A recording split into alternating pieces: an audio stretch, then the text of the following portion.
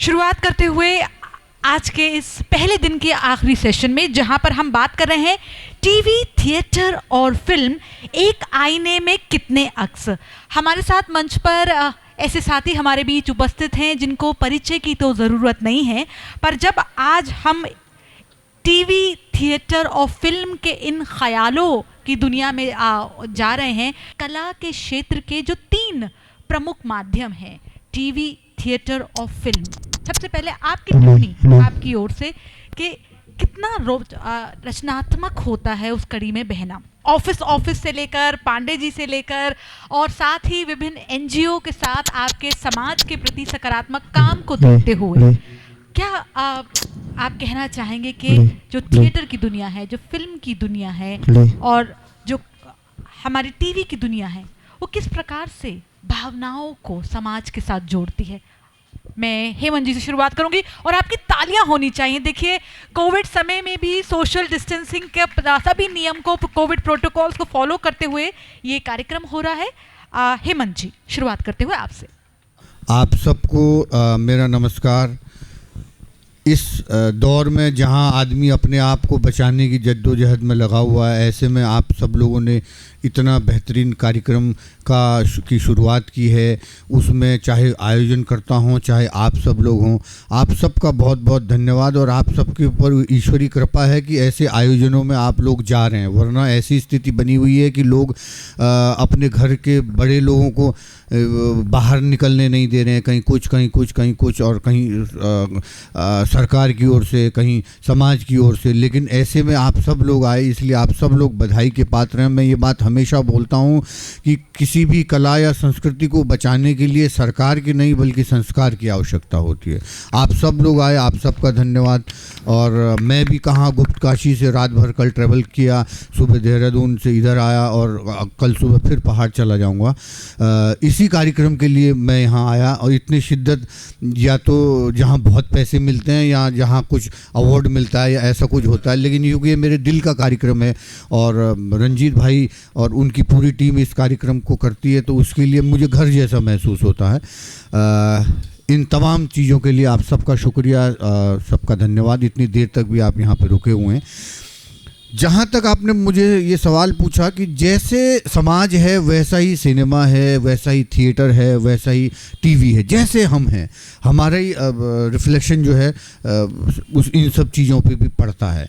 लेकिन कई बार यदि हम चाहें अपने भीतर से थोड़ा अपनी चीज़ों को जगा करके कि यार समाज तो ऐसा कर रहा है तो हम भी ऐसा करते हैं, और वो अगर भाव मिटा दें कि मैं ऐसा चाहता हूँ, मैं चाहता हूँ कि समाज को ऐसा दूँ, तो वो भाव भी हम अपने प्रतिभा के जरिए, अपने टैलेंट के जरिए, अपनी योग्यता के जरिए समाज को देते हैं, चाहे वो रंगमंच के माध्यम से हो, चाहे थिएटर के माध्यम से हो, चाहे सिनेमा के माध्यम से हो। बहुत बहुत धन्यवाद हेमंत जी। मैं आप ही की जो आपने एक बहुत अहम कड़ी जो छेड़ी है इस समय समाज को लेकर, और इसी बात पे मैं अभिषेक सिंह जी के पास आती हूँ।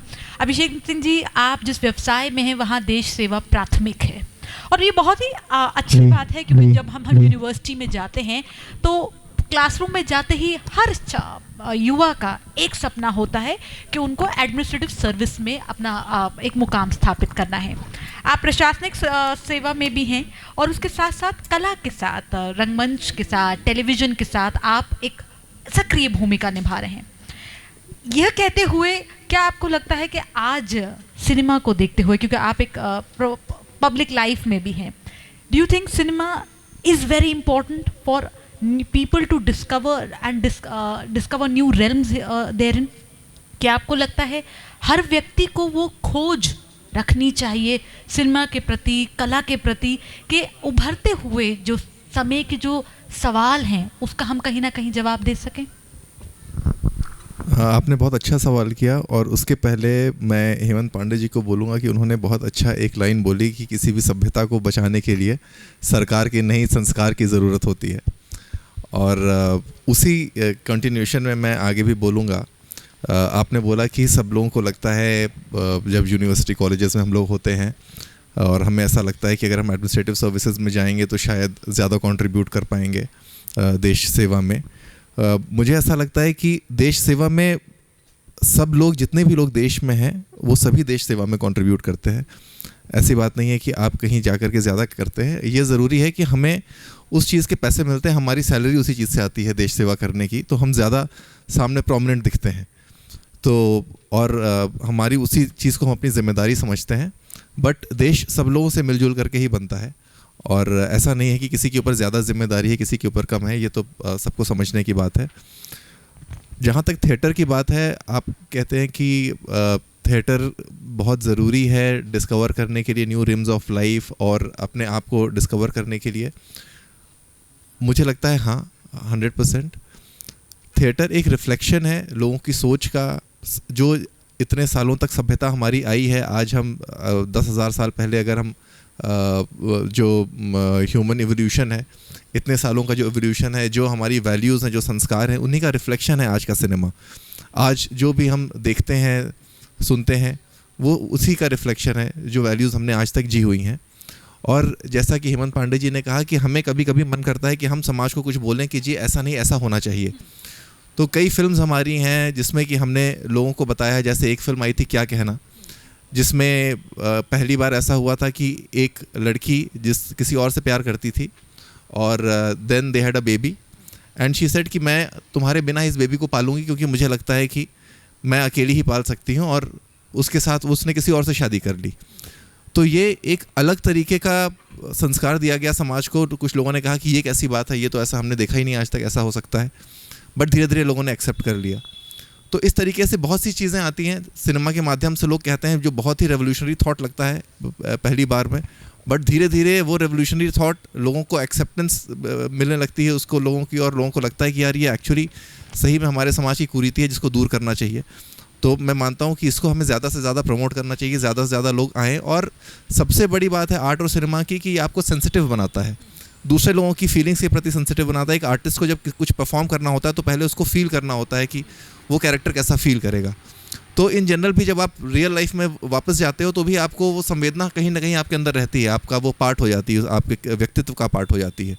तो 100% आपको इवॉल्व करती है as a better human being. बहुत ही सुंदर अभिषेक जी आपने बताया कि किस प्रकार से कला जो है, art is Indeed having a very sensitising touch. Very nice. अब मैं फैजल साहब के पास आना चाहती हूँ। फैजल साहब, गैंग्स ऑफ वसेपुर हो गया, रिवॉल्वर रानी हो गया, या अभी हाल फिलहाल में जब मैं कार्यक्रम के लिए आ रही थी और अपनी रिसर्च कर रही थी, मैंने आपकी टेडेक्स टॉक देखी जहाँ आपने होप पर आपने कहा है। देखिए, मेरी रिसर्च सही है, आपकी हंसी मुझे बता रही है, कुछ तालियाँ होनी चाहिए। अभी अभिषेक जी ने एक बहुत अहम बात कही उम्मीद के बारे में। क्या आपको लगता है कि जिस भी आर्ट फॉर्म की हम बात करें, थिएटर हो गया, टेलीविज़न हो गया, फिल्म हो गया, वो एक उम्मीद की किरण दिखाती है हमें? जी हाय, गुड इवनिंग। सुनाई दे रहा है सबको? मेरा जवाब जो है वो आधा आपके सामने ही खड़ा बैठे हुए हैं। जैसे हमारे घर में लोग कहते हैं ना, IAS बनो, इंजीनियर बनो, तो एक लाइफ निकल जाती है बेचारे काफ़ी लोगों की ज़िंदगी में वो करते हुए। फिर उसके बाद वो डिसाइड करना कि अब ये नहीं ये करूँगा, तो इसे होप ही कहते हैं। और क्या कह सकते हैं, मतलब आप आने वाले कुछ लोग ज़रूर इनको देखेंगे कि लाइफ में कुछ भी जो है ना वो इम्पॉसिबल नहीं है।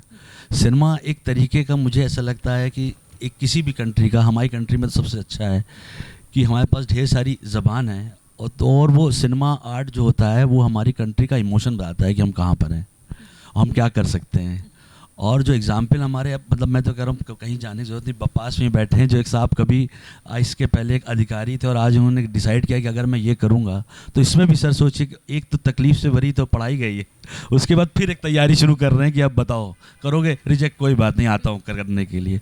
तो मुझे लगता है कि ये एक होप ही है एक तरीके का, जो सबको मतलब जानना चाहिए और उसे सीखना चाहिए। बहुत बेहतरीन फैजल साहब। जी हाँ, आपने बिल्कुल बखूबी अंदाज में बताया कि जो आर्ट है और उसके जो वेरियस फॉर्म्स हैं वो एक उम्मीद का एक नई किरण ज़रूर बताते हैं। एक बार फिर मैं हेमंत जी के पास आना चाहती हूँ। हेमंत जी, इस राउंड में एक बात तो स्पष्ट रूप से हमारे बीच आ गई है कि नए अवसरों के निर्माण में अच्छे विचारों का बहुत अहम योगदान होता है। जो आर्ट की हम बात कर रहे हैं, थिएटर, फिल्म्स, ये एक बहुत प्रमुख भूमिका निभाते हैं उन अच्छे विचारों को आगे लाने में।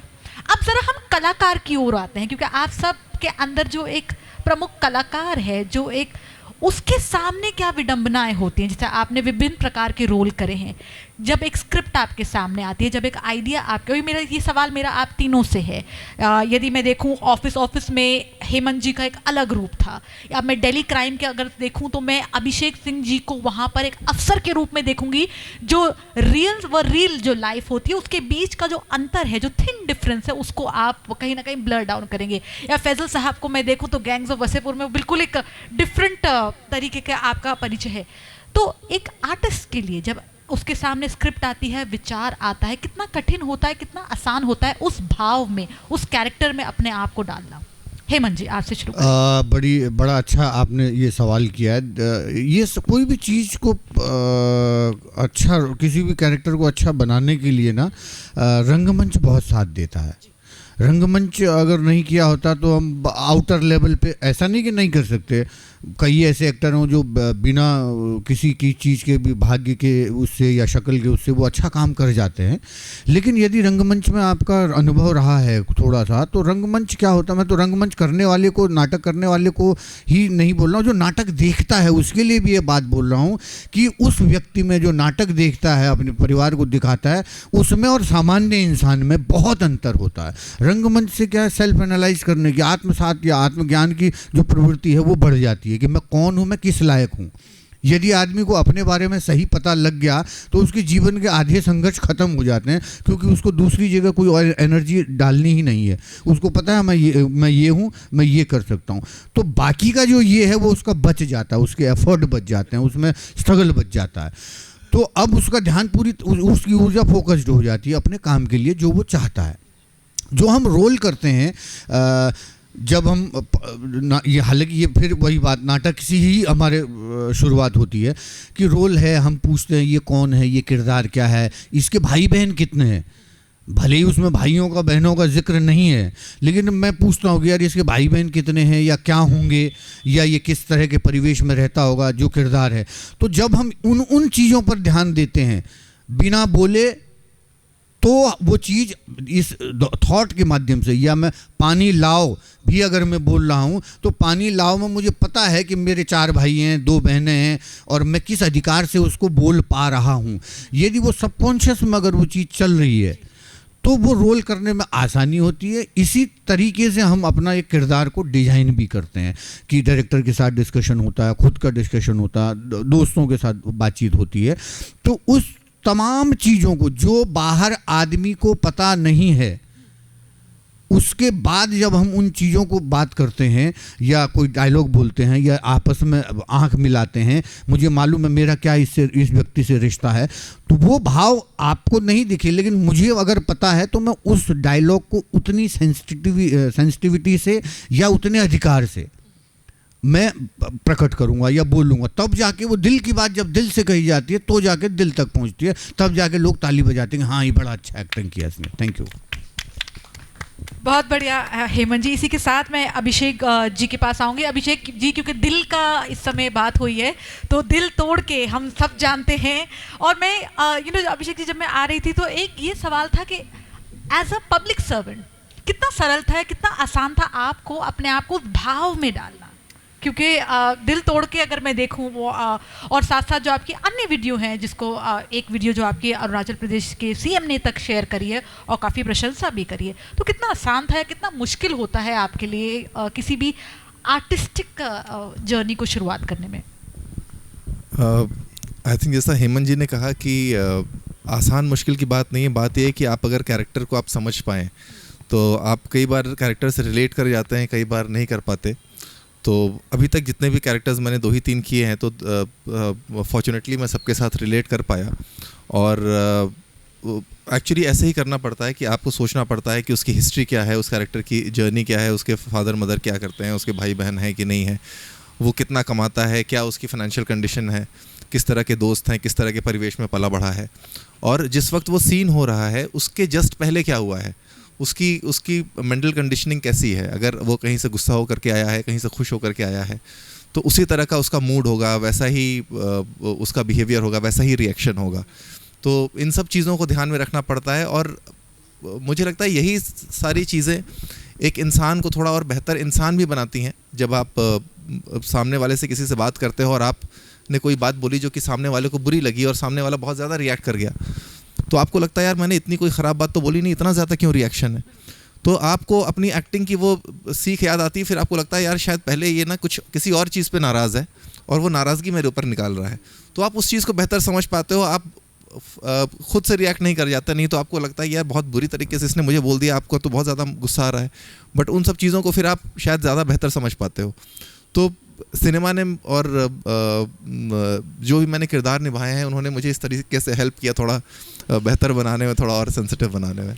बिल्कुल, बहुत ही सुंदर अभिषेक जी। फैजल जी, ये सेम मतलब यही प्रिपरेशन होती है, जैसे भाई ने कहा है कि जो प्रोसेस होता है इसी को फॉलो करते हैं। अलावा उसके जहाँ आप एक्टिंग कर रहे हैं और जो आपके आसपास लोग हैं ना, उनसे बहुत वैल्यू बढ़ती है आपके काम की।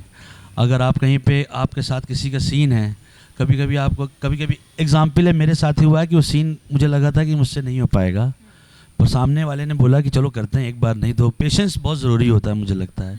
वो आपका प्रिपरेशन से ज़्यादा जब पेशेंस रहेगा ना, तो वो फिर आप उसके मतलब, मैं अभी बहुत छोटा सा एक्टर हूँ, तो यानी पर ये रहता है पेशेंस के साथ। और आपके आसपास जो लोग हैं, जो आपके को एक्टर हो गए, आपकी टीम हो गई, क्योंकि कभी कभी क्या होता है, पहली बारी टेक जो है रॉन्ग हो गया, अब आपको लगा मेरी वजह से हो गया, लगता है भाई यार क्या करेंगे यार कैसे हो गया। पर वो आपकी टीम जो होती है ना, वो अगर वो अच्छी होती तो आप उससे मतलब अगला टेक तो उससे 200 गुना ज़्यादा अच्छा होता है। वो बहुत टीम बाइंडेड चीज़ है एक्टिंग जो है, वो सिंगल मुझे नहीं लगता ऐसा होता है, वो टीम से बहुत ज़्यादा डिपेंडेंट रहता है। बहुत ही सुंदर। और मैं यहीं से अपना जो अगली बात है वो करूँगी। जैसे फैजल भाई ने बहुत इंपॉर्टेंट बात कही, पेशेंस और प्रिपरेशन, राइट। अब आप तीनों जानते हैं कि आजकल हम तकनीक की दुनिया में, we are living in a world of technology, we have a app for every need. हम सवेरे उठते हैं, हमें आता है अपडेट के ये सारे ऐप आप अपडेट कर सकते हैं। अब ऐसे परिस्थिति में जब आज हम देख रहे हैं OTT प्लेटफॉर्म भी सामने आ गए हैं, तो फिल्म की दुनिया के लिए या थिएटर की दुनिया के लिए क्या नए चैलेंजेस आए हैं आर्ट को एक्सप्रेस करने में? क्या आपको लगता है कि तकनीक ने आर्टिस्टिक एक्सप्रेशन को सरल बना दिया है, या आर्टिस्टिक एक्सप्रेशंस के सामने एक नई चुनौती प्रस्तुत करी है? हेमंत जी, आपसे शुरुआत करें। क्या आपको लगता है कि तकनीक की दुनिया कहाँ लेके जा रही है हमारी कला के क्षेत्र को? देखिए, मुझे ऐसा लगता है कि परिवर्तन को स्वीकारना ही सबसे ज़्यादा सहजता है और सरलता है। या तो हालात बदलो या हालात के साथ चलो, बीच की सिचुएशन बहुत ख़राब है। तो हालात बदलने के वाले हम कुछ नहीं होते हैं, क्योंकि समाज जिस तरीके से मूव करता है उसी तरीके से संस्कृति भी मूव करती है। तो इन चीज़ों को हमें खुशी खुशी स्वीकार कर लेंगे तो अच्छा है, और खुशी खुशी अगर स्वीकार नहीं करेंगे, उस चीज़ों का विरोध करेंगे, तो हम अपना साइकिक इंप्रेशन को भी ख़राब करेंगे। अपने भीतर सामने वाले के विरोध के चक्कर में अपने मानसिकता को, अपने सेल्स को अलग सुर में ले जाएंगे। मुझे लगता है कि जो हो रहा है वो होने दो, क्योंकि हम लोग उसको बदल नहीं सकते। लेकिन जो हो रहा है उसमें अच्छा हो रहा है। क्यों? क्योंकि मैं आज अपने आप को जिस लेवल पे मैं मानता हूँ, तो मुझसे बेहतर एक नई जनरेशन आ रही है। हमने उसको स्वीकार करना चाहिए, उसको खुशी खुशी उसको जगह देनी चाहिए, उसको स्पेस देना चाहिए, क्योंकि उसके अंदर हमसे बेहतरीन उम्मीद है। ये हमेशा के लिए, हम इस धरती पे रहें न रहें, आने वाले 50 साल बाद जो उसके 51वें साल में लोग आएंगे वो उनसे बेहतर होंगे। तो इसको सहर्ष स्वीकार करना चाहिए। नई चीज़ें आ रही हैं, बदलाव आ रहे हैं, तो उसको कोई दिक्कत नहीं। बिल्कुल, बहुत ही सुंदर हेमंत जी, आपके इस जज्बे को सलाम कि आप एक्सेप्ट करते हैं कि फ्यूचर जनरेशन के जो टैलेंट है उसको अप्रिशिएट करना चाहिए। अभिषेक जी, क्या आपको लगता है कि आज ये जो टेक्नोलॉजी की दुनिया है, it has created new issues and challenges for the realm of arts? क्योंकि आप OTT पे आने वाले हैं, मैंने देखा आपका इंटरव्यू में आ रही थी, काफ़ी रिसर्च किया था, तो आप सोशल मीडिया ने आपको काफ़ी हिट बनाया। और मैं जब आपके बारे में पढ़ रहे थे, बताना चाहती हूँ कि अभिषेक IAS प्रशासनिक सेवा में आना जरूर चाहते, लेकिन सोशल मीडिया पे आपकी एंट्री लेट हुई है, राइट। तो इस परिस्थिति में आपको लगता है कि तकनीक ने चीज़ें सरल बना दी हैं? देखिए, एक आर्टिस्ट का जज्बा है। जब हेमंत पांडे जी ने क्या बोला, इन्होंने बोला कि भाई जो भी हो रहा है उसको होने दो। तो एक आर्टिस्ट का जज्बा है कि जो जैसा भी है उसको अडेप्ट कर लो और आप आगे बढ़ जाओ। और चार्ल्स डार्विन की भी थियरी है कि it is not the strongest of the species, neither the most intelligent one, but the most adaptable to the change, those are the ones who survive. तो मुझे लगता है कि आसान, आई डोंट नो कि आसान हुई है या मुश्किल हुई है, बट मुझे लगता है it is a different form of broadcast. तो आप अगर थिएटर देखें तो थिएटर में एक लिमिटेड ऑडियंस होती है, सिनेमा की एक अलग तरीके की ऑडियंस होती है, टीवी की एक अलग तरीके की ऑडियंस होती है, ओटीटी की एक अलग तरीके की ऑडियंस होती है। It is different forms of broadcast. और आप ओटीटी पे कोई चीज़ रिलीज़ करते हो और अगर आप वर्ल्ड वाइड रिलीज़ करते हो तो कहीं पे भी कोई बैठा हुआ देख सकता है, देश विदेश में कहीं पे भी at a click of a button. तो मुझे नहीं लगता उससे आर्टिस्टिक एक्सप्रेशंस पे कोई बहुत ज़्यादा फ़र्क पड़ता है। कुछ फ़र्क ज़रूर है, जैसे फॉर एग्जांपल थिएटर में जब आप बैठते हैं तो चूंकि आपके पास माइक नहीं होता, कुछ नहीं होता, तो आपको अपनी आवाज़ से ही अपने एक्सप्रेशंस बोलने होते हैं। तो आपकी आवाज़ आपको तेज़ होनी चाहिए, आपके मूवमेंट थोड़े लाउड होने चाहिए क्योंकि आप दूर तक लोगों को दिखाई दे। वो सारी चीज़ें सिनेमा में या टीवी में या ओटीटी पे नहीं ज़रूरत होती हैं। सो वो सारी टेक्निकलिटीज़ हैं, बट मुझे लगता है as a form of expression I think नहीं, हम इमोशंस ही कन्वे कर रहे हैं, चाहे यहाँ पे करें चाहे कहीं और पे करें, तो वो इमोशंस ही कन्वे हो रहे हैं दोनों जगह। फॉर्म्स ऑफ ब्रॉडकास्ट डिफरेंट हैं, आपकी रीच अलग है, कुछ लोगों की रीच ज़्यादा है, कुछ कहीं की कम है, बट वो अच्छा है, चेंज इज़ ऑलवेज गुड। बहुत सुंदर अभिषेक जी, चेंज भी इज़ गुड एंड यस, जो एक भाव आ रहा है, we must always be ready to adapt to change. Faisal sahab, अभी मैंने आपको पंचायत वेब सीरीज़ में भी देखा है, सब लोग आपकी प्रशंसा कर रहे हैं आपके काम की। आपके अनुसार क्या तकनीक ने परिस्थिति बदल दी है आर्टिस्टिक क्षेत्र की? हाँ, मतलब एक्सेप्टेंस तो होना चाहिए अगर है, पर मेरा हिसाब से लगता है कि एक एक्सेप्टेंस कभी कभी जो है ना वो मतलब ज़्यादा हो जाता है। एग्जाम्पल ये है कि मैं समझ नहीं पा रहा हूँ कि इस दुनिया में एवेंजर्स कब तक बनेगी। तो उस फिल्म ने जो है बिज़नेस, तो बहुत अलग साइंस है उसका बिज़नेस का, कि एक पिक्चर में 12 विलन, 12 हीरो, 24 हीरो, वो एंडलेस होता जा रहा है। तो टेक्नोलॉजी का बुरा ये भी हो सकता है कि आप जब 5 साल का वो जो है उनके यहाँ का सिनेमा देखिए तो अच्छा नहीं बन पा रहा है, वो धक्का दे के बना रहे हैं। जो वर्ल्ड वाइड रीजनल सिनेमा ने काम किया है वो बहुत बहुत बड़ा डिफरेंस है। तो टेक्नोलॉजी का एक्सटेंड भी बहुत अजीब सा होता है। अब टेक्नोलॉजी का एक्सटेंड इतना बुरा सा है कि इस दुनिया में जिसके पास भी मोबाइल है वो या तो वीडियो बना रहा है तो डांस कर रहा है, ठीक है। तो आपने 1 GB डेटा दे दिया तो वो करेक्ट है, टेक्नोलॉजी सही होनी चाहिए, पर आप उसका जब आप उसको एक्सटेंड करोगे ना च्युइंगम को तो फटेगा ही, वो कुछ वो है।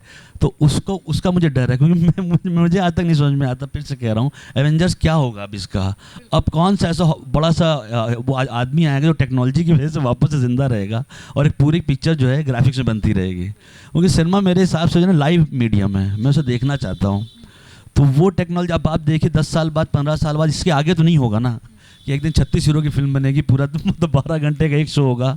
मुझे तो लग रहा है वहाँ तक चले जाने वाले हैं हम लोग। तो ऐसा है, तो है, देखते हैं। बिल्कुल फैजल साहब, आपने बिल्कुल सही बताया। ये विडंबनाएं हैं, ये सवाल है, इनको हम इग्नोर नहीं कर सकते। समय को देखते हुए मैं अपने अब इस वाले राउंड में क्विक फायर, रैपिड फायर करना चाहती हूँ। देखिए, हम बात कर रहे हैं 3 विभिन्न आर्ट फॉर्म की। टीवी अलग है, थिएटर अलग है, फिल्में अलग हैं, और हम बहुत सौभाग्यपूर्ण हैं आज जश्न अदब में कि आप सभी साथी हमारे साथ जो हैं, कहीं ना कहीं जीवन के किसी पहलू में आपने इस तीनों अलग आर्ट फॉर्म में अपना योगदान दिया है। लेकिन आपका पर्सनल फेवरेट कौन सा है हेमंत जी? टीवी, फिल्म या थिएटर, जो आपको, जिसने आपको सबसे ज़्यादा शिक्षा दी हो? फिल्म उपन्यास है, टीवी अखबार है जिसमें 11-12 बजे घर का बच्चा पॉटी कर देता है, और रंगमंच व्यक्तित्व है आपके भीतर। आप थिएटर करो न करो, आप एक्टिंग करो न करो, थिएटर आपके भीतर, आपके डीएनए में, आपके आरएनए में वो भीतर घुस जाता है, वो आपके व्यक्तित्व का निर्माण करता है। तीनों का ये अंतर है। बहुत ही सुंदर, तालियां हो जाएं। बहुत ही सुंदर अंदाज में हेमंत जी ने हमें ये अंतर को स्पष्ट किया। Abhishek ji, allow me to come to you. Television, theatre और फिल्म, आपका पर्सनल फेवरेट कौन सा है? देखिए, हेमंत जी ने तीनों को डिस्क्राइब कर दिया कि तीनों क्या क्या है, और मेरा फेवरेट फिल्म है क्योंकि बचपन से मैंने फिल्में देखी हैं और मुझे बहुत पसंद है, तो फिल्म्स जी। बहुत बेहतरीन। फैजल साहब, कमिंग टू यू। फिल्मी होता है, पर मुझे लगता है टीवी एक ऐसा, इंडिया का टीवी में जो है सबसे बड़ी अच्छी बात क्या है कि वो आपको डिसिप्लिन कर देता है। बहुत ही डिसिप्लिन से भरा मीडियम है। आप कहीं बॉम्बे जाइए, उनकी शिफ्ट देखिए और उनका टाइमिंग देखिए, वो एक आर्टिस्ट बेचारे को पता है कि यही टाइम है, इतना अभी करना है और करके देना है, क्योंकि टेप जाने वाली है। तो वो मुझे लगता है कि सिखा देता है आपको। अगर इस मीडियम में रखना है तो 1-2 साल आप इस टीवी को इंडिया करके देखिए, वो आपको टाइमिंग सेट कर देता है, आपको इंसान बना देता है। वरना आप भूल जाएंगे टाइम में, 7 बजे मतलब 7 बजे ही है, और 7 बजे शिफ्ट खत्म हो जाएगी, चाहे आप कुछ भी कर लो। फिर आप बोलो कि नहीं, नया सीन मैंने अलग इमोशन से करना है, नहीं हो पाएगा। तो वो आपको टीवी जो है डिस्प्ले करता, फिल्म तो भाई है ही, सपना सबका। ये बात और सही है। नहीं, which is very interesting to know कि टेलीविज़न, क्योंकि इंडिया में जब टेलीविज़न बूम हुआ था तो हम सब वो 9 o'clock सीरीज, 7 o'clock सीरीज उस पर हुक्ड ऑन थे। तो विच इज़ वेरी गुड कि it teaches us discipline, as Faisal sahab ने हमें बताया। आखिरी राउंड में once again a personal reflection, जब हम इस मूरत को देख रहे हैं कि एक आईने में कितने अक्स, आपकी आर्टिस्टिक जर्नी में वो कौन सा वो एक स्पेशल लम्हा था? आई नो हर लम्हा ख़ास है क्योंकि ज़िंदगी इतनी सुंदर है, पर वो कौन सा एक लम्हा था जिसने बहुत कुछ सीख दी आपको? हेमंत जी, आप एनजीओ के साथ भी हैं, समाज में महिला शक्तिकरण, पर्यावरण से तक आप अपने बेहतरीन योगदान दे रहे हैं, तो क्या कहीं ना कहीं सिनेमा ने भी आपको कुछ प्रेरित करा? कोई एक ऐसा लम्हा आपके आर्टिस्टिक जर्नी में? जस्ट इमेजिन क्या? ओके, क्रिश पिक्चर में मैं वो जो रोल था वो टेंट वेंट का, उसका सबका काम है, गेस्ट आते हैं उसके यहाँ, तो तब मेरे मन में एक कल्पना थी, तो वो चीज़ मैंने अपने जीवन में अभी लाने की कोशिश किया। मैं वैसा ही जैसा था ना, वैसा अपना खुद का प्लान कर रहा हूँ पहाड़ों में। वाह, क्या बात है। तो वो एक बदलाव, एक रोल की वजह से मेरे को विचार मिला। विचार ने E=MC² में ज़िंदगी को मानता हूँ, क्योंकि धर्म, ज्ञान, वेद, पुराण सब तो बात की बातें हैं, लेकिन व्यक्ति को अगर बदलना हो तो आप E=MC² है। जैसा क्वांटम फिजिक्स, जैसा हम सोचते हैं वैसी ऊर्जा हम बनाते हैं, उस ऊर्जा से वाइब्रेशन होती है और उससे पदार्थ बनता है। तो वही चीज़ जीवन में भी लागू अगर कर ले हर व्यक्ति, तो जैसा वो चाहता है वैसा बन सकता है। ऐसा मेरे जीवन में हो रहा है। वाह, बहुत ही सुंदर विचार, तालियां हो जाएं। जी हाँ, vibrancy of good karmas being renovated in the life. That is very good, Hemant ji. Abhishek ji, one moment that really either kindled you towards something new or taught you a lot. एक हमने अभी दूसरा music video shoot किया है, जुबिन नौटियाल उसके singer हैं और उसमें एक्टर भी हैं। तो हमने वो गुलमर्ग में शूट किया और -7 डिग्री सेंटीग्रेड टेम्परेचर था वहाँ पे, बर्फ़ में। तो वहाँ पे क्या होता था कि जब शूट होता था तो एक टी-शर्ट पहन करके शूट करना था, एक सीन था, और वहाँ पे तो आप 3-4 ओवरकोट पहन लो तो भी इतनी सर्दी लगती है। बट जिस वक्त आप शॉट दे रहे होते हो, मैंने ये रियलाइज़ किया कि उस वक्त आपकी ठंड गायब हो जाती है, और जैसे ही शॉट ख़त्म होता है उसके बाद एकदम से ठंड लगने लगती है। तो ये मैंने रियलाइज़ किया कि अगर आपका everything is mental, nothing is physical in this world, क्योंकि आपका दिमाग कॉन्सेंट्रेटेड है किसी चीज़ पर, तो आपकी फिजिकल ठंड, फिजिकल डिस्कम्फर्ट सारा गायब हो जाता है। और जैसे ही वो कंसंट्रेशन टूटता है, आपको सारे डिस्ट्रैक्शंस दिखाई देने लगते हैं। उसके बाद फिर आप भागते हो कि जल्दी से हीटर मिल जाए, जल्दी से मेरा ओवरकोट मिल जाए। तो एक ये चीज़ मैंने बहुत ही अलग सीखी अभी। तो वैचारिक मूल्य जीवन में कितने ज़रूरी हैं, अभिषेक ने अभी हमें बताया। फैसल जी, कौन सा वो लम्हा था जिससे बहुत कुछ? मेरा मतलब, मैं अब अगर सही बताऊँ तो हर दिन जब भी होता है ना, तो मेरा लास्ट डे का उससे अच्छा हो जाता है, क्योंकि मैंने कभी सोचा नहीं था कि मैं कहाँ से आया था। फिर मैं एक दिन ये करूँगा, फिर एक दिन प्रोड्यूस भी करने लगूँगा, फिर एक दिन एक्टिंग भी करने लगूँगा, कुछ और करूँगा, कुछ और आगे कर दूँगा। तो मुझे लगता है कि हर दिन मेरे लाइफ में अच्छा ही हो रहा है। मैंने मतलब इतने साल से मैं सब करता था, एक टाइम पे जो पैसा दे दे कहते भाई आज एडी बनना, एडी बन जाया था। वहाँ से जाके मैंने एक दिन अपनी कंपनी खोली, वो उस दिन ऐसा लगा, फिर दिन लगा अरे एक्टिंग भी करने लगा, चलो भाई ये भी कर लेते हैं। अभी मैं शो भी प्रोड्यूस कर रहा हूँ, वो भी हो रहा है। तो मुझे लगता है कि जो मुझे मिल रहा है ना, उसे मुझे हर दिन थैंक यू बोलना चाहिए और उससे अच्छा करना चाहिए, क्योंकि ये इससे अच्छा ही होगा। Being grateful, very very essential. तो देखिए, कला की दुनिया से हमें कितने सुंदर मैसेजेस मिल रहे हैं। किस प्रकार से हेमंत जी ने बताया importance of good karmas reverberating in our lives. Abhishek ji ने हमें बताया कि वैचारिक तत्व कितने इंपॉर्टेंट हैं, and yes, being grateful, that is so important. Okay, last thing, देखिए फिजिकल वर्ल्ड में हम आ चुके हैं। माना आज हम सब लोग फिजिकल मोड में भी हैं, लेकिन ऑनलाइन प्लेटफॉर्म से काफ़ी सारे व्यूअर्स आपको जश्न अदब के इस प्लेटफॉर्म पर देख रहे हैं। आपका क्या मैसेज है? देखिए लास्ट कंक्लूडिंग मैसेज आपकी ओर से। माना जीवन एक रंगमंच है, हम सब अपना यहाँ किरदार निभा रहे हैं। सो जो फ्यूचर आर्टिस्ट हैं, जो यंगस्टर्स हैं, जो कि जश्न अदब के साथ जुड़े हुए हैं, हमारे वो अन्य व्यूअर्स जो हैं, आपका कंक्लूडिंग मैसेज हमारे व्यूअर्स के लिए। हेमंत जी, बिगनिंग विद यू। सारे व्यूअर्स को मैं यही कहूँगा, या जो इसके बाद इस व्यूअर्स की बात दूसरे तक जाएगी उस तक भी मैं यही कहूँगा कि जो आप हैं वैसे ही अगर आप रहेंगे तो आपके बहुत सारे संघर्ष खत्म हो जाते हैं। आप जैसे हो वैसे ही रहिए, आपका समय आएगा, क्योंकि ये साइकिल है, पूरा मूवमेंट। आप किसी का 2 साल में ही नंबर आ जाएगा, किसी का 22 साल में नंबर आएगा।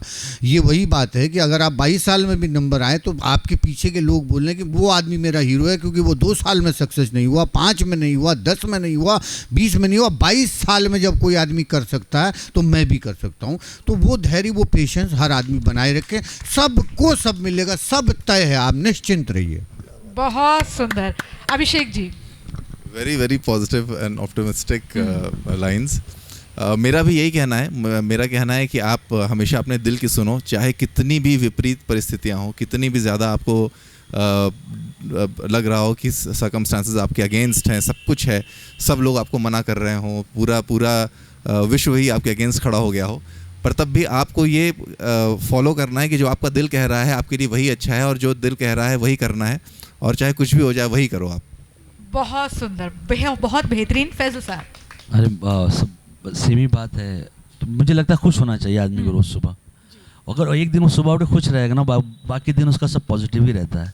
खुश होना बहुत ज़रूरी है। बहुत कम वैसा पर खुश ही रहेंगे तो आप सुबह से ही अगर मनुष्यत नहीं रहे आपके दिमाग में, पर ये है कि खुश रहिए तो सब कुछ सही रहता है। बिल्कुल, बहुत सुंदर। सब अच्छा ही होता है। वो है, टेंशन स्टार्ट हो जाती है। यदि ऑडियंस से हमारे साथ कोई साथी कुछ सवाल पूछना चाहे हमारे पैनल से, कुछ यदि आप कहना चाहें, मैं माइक का आप कुछ सवाल।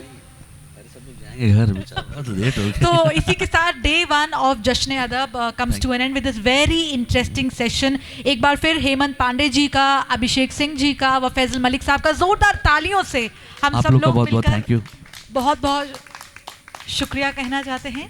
और रंजीत जी, रंजीत भाई, हाँ रंजीत भाई समय शायद कहीं हैं जी। जी बहुत बहुत शुक्रिया इस खूबसूरत महफिल में इन तमाम सितारों की आमद। जश्न अदब की जानिब से मैं आप तमामी हजरात का दिल की गहराइयों से शुक्रिया अदा करता हूं कि आप सब ने अपना कीमती वक्त दिया। जनाब हेमंत पांडे साहब, जनाब अभिषेक सिंह साहब, जनाब फैसल मलिक साहब और जनाब आमना मिर्ज़ा साहिबा, शुक्रिया तेरा, तेरे आने से रौनक तो बढ़ी। शुक्रिया तेरा, तेरे आने से रौनक तो बढ़ी, वरना ये महफ़िल जज्बात अधूरी रहती। यकीनन आपके आने से हमारी आज की ये महफ़िल खुशगवार हुई। जश्न अदब का पहला दिन खूबसूरत हुआ और हम सब सामीन बहुत कुछ लेकर यहाँ से जाएंगे।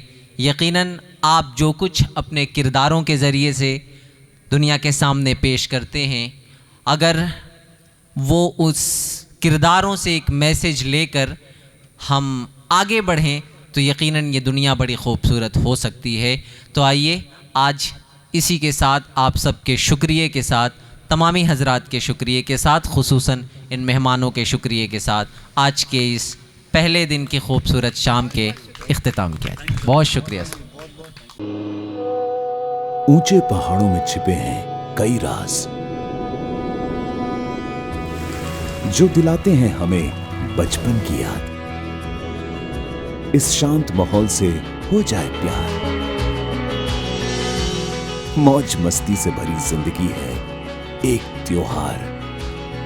आओ बुने एक अनोखी कहानी। देखो अपना देश।